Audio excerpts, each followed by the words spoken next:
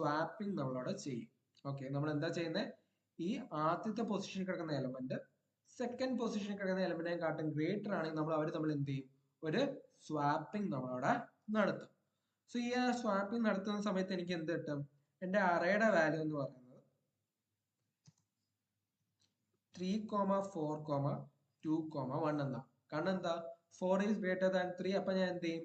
J plus വണ്ണിലോട്ട് ജെയും ജെയിലോട്ട് J plus വണ്ണിൽ ഞാൻ interchange ചെയ്യും. ഇനി എന്റെ അടുത്ത ഐറ്ററേഷൻ ഞാൻ ആരെയൊക്കെയായിരിക്കും കൺസിഡർ ചെയ്യുന്നത്? 4നെയും 2നെയും.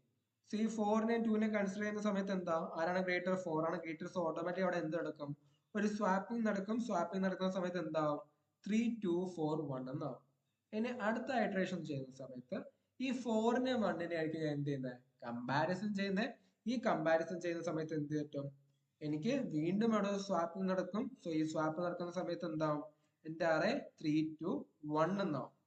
സോ ഇങ്ങനെ ചെക്ക് ചെയ്യുന്ന സമയത്ത് നോക്കിയോ, 4 എന്ന് പറയുന്നത് എന്തായിരുന്നു? നമ്മുടെ അറയിലെ ഏറ്റവും ഗ്രേറ്റസ്റ്റ് എലമെന്റ്. സോ ഈ അറയിലെ ഏറ്റവും ലാർജസ്റ്റ് എലമെന്റ് എന്താ? ഏറ്റവും ലാസ്റ്റ് പൊസിഷനിലോട്ട് അസൈൻ ആയി. സോ ഇങ്ങനെ നമ്മൾ എന്ത് ചെയ്യും? വീണ്ടും ഈ അറേനെ നമ്മൾ എന്ത് ചെയ്യും? വീണ്ടും നമ്മൾ ചെക്ക് ചെയ്യും. പക്ഷെ ഈ തവണ ചെക്ക് ചെയ്യുന്ന സമയത്ത് നമ്മൾ ആരെയൊക്കെ ആയിരിക്കും ചെക്ക് ചെയ്യുന്നത്? 3നെയും 2നെയും തൊട്ടായിരിക്കും നമ്മൾ ചെക്ക് ചെയ്യുന്നത്. കാരണം എന്താ? 4 ഓൾറെഡി ലാർജസ്റ്റ് എലമെന്റ് ആയിരുന്നു. അതിനെ നമ്മൾ എന്ത് ചെയ്തു? ഏറ്റവും അവസാനം കൊണ്ട് നമ്മൾ പ്ലേസ് ചെയ്തു. സോ ഇങ്ങനെയാണ് നമ്മൾ എന്ത് ചെയ്യുന്നത്? ബബിൾ സോർട്ട് വർക്ക് ആവുന്നത്. അതായത് അറയ്ക്കകത്തുള്ള ഏറ്റവും ലാർജസ്റ്റ് എലമെന്റിനെ ഏറ്റവും ലാസ്റ്റ് പൊസിഷനിൽ കൊണ്ടുവയ്ക്കും. അതേസമയം നമ്മൾ എന്ത് ചെയ്യും? അറയ്ക്കകത്ത് രണ്ട് അഡ്ജസന്റ് ആയിട്ടുള്ള എലമെന്റിനെ കമ്പയർ ചെയ്യും. കമ്പയർ ചെയ്യുന്ന സമയത്ത് ആരാണോ ഗ്രേറ്റർ നമ്മൾ അവിടെ എന്ത് ചെയ്യും? റൈറ്റ് സൈഡിലോട്ട് പുഷ് ചെയ്ത് അറയുടെ ഏറ്റവും ലാസ്റ്റിൽ കൊണ്ടുവയ്ക്കും. ഇനി ഞാൻ അടുത്ത ഐറ്ററേഷൻ ചെയ്യുന്ന സമയത്ത് എനിക്ക് ഇനി 4നെ കൺസിഡർ ചെയ്യേണ്ട കാര്യമുണ്ടോ? ഇല്ല. കാരണം എന്താ? 4 ഏറ്റവും ഗ്രേറ്റസ്റ്റ് എലമെന്റ് ആയതുകൊണ്ടാണ് എന്ത് ചെയ്യുന്നത്? ഏറ്റവും ലാസ്റ്റിൽ വന്ന് അസൈൻ ചെയ്യുന്നത്. സോ അടുത്ത തവണ ഞാൻ പ്രോഗ്രാം വീണ്ടും എക്സിക്യൂട്ട് ചെയ്യുന്ന സമയത്ത് ഞാൻ എന്ത് യൂസ് ചെയ്യത്തില്ല? ആ 4 എന്ന് പറയുന്ന എലമെന്റ് യൂസ് ചെയ്യത്തില്ല. പകരം എന്തായിരിക്കും യൂസ് ചെയ്യുന്നത്? 3, 2, 1 എന്ന് പറയുന്ന ഒരു ചെറിയ അറേ ആയിരിക്കും ഞാൻ യൂസ് ചെയ്യുന്നത്. സോ ഇവിടെ ഞാൻ വീണ്ടും കമ്പാരിസൺ ചെയ്യുന്ന സമയത്ത് എന്തായിരിക്കും? 3 ഗ്രേറ്റർ ദാൻ 2 ആയിട്ട് അവിടെ എന്ത് സംഭവിക്കും? ഒരു റീപ്ലേസിംഗ് സംഭവിക്കും. സോ 2, 3, 1 എന്നാവും.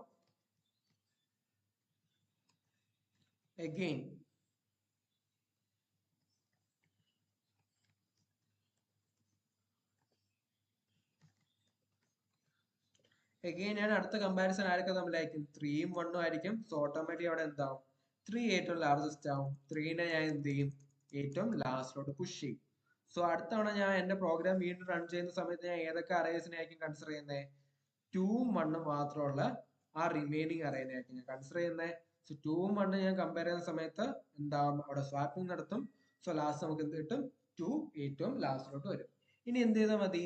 ഈ 1ന്റെയും 2ന്റെയും കൂടെ എനിക്ക് എന്ത് ചെയ്താൽ മതി? 3നെയും 4നെയും കൂടെ തിരിച്ച് ജോയിൻ ചെയ്താൽ മതി. എനിക്ക് എന്ത് കിട്ടും? സോർട്ടഡ് അറേ കിട്ടും. സോ ബബിൾ സോർട്ട് എന്താ ചെയ്യുന്നത്? ഒരു സമയത്ത് രണ്ട് എലമെന്റിനെ മാത്രം കൺസിഡർ ചെയ്യും. എന്നിട്ട് അവരെ എന്ത് ചെയ്യും? ഏതാണോ ഗ്രേറ്റസ്റ്റ് എലമെന്റ് അവരെ നമ്മൾ എന്ത് ചെയ്യും? ലാസ്റ്റ് പൊസിഷനിലോട്ട് പുഷ് ചെയ്തുകൊണ്ടിരിക്കും. എപ്പോഴാണോ ആ ഗ്രേറ്റസ്റ്റ് എലമെന്റ് ലാസ്റ്റ് പൊസിഷനിലോട്ട് പുഷ് ചെയ്യുന്നത് നമ്മൾ എന്ത് ചെയ്യും? അടുത്ത ഐറ്ററേഷൻ സ്റ്റാർട്ട് ചെയ്യും. പക്ഷെ അടുത്ത ഐറ്ററേഷൻ സ്റ്റാർട്ട് ചെയ്യുന്ന സമയത്ത് നമ്മൾ എന്ത് ചെയ്യില്ല?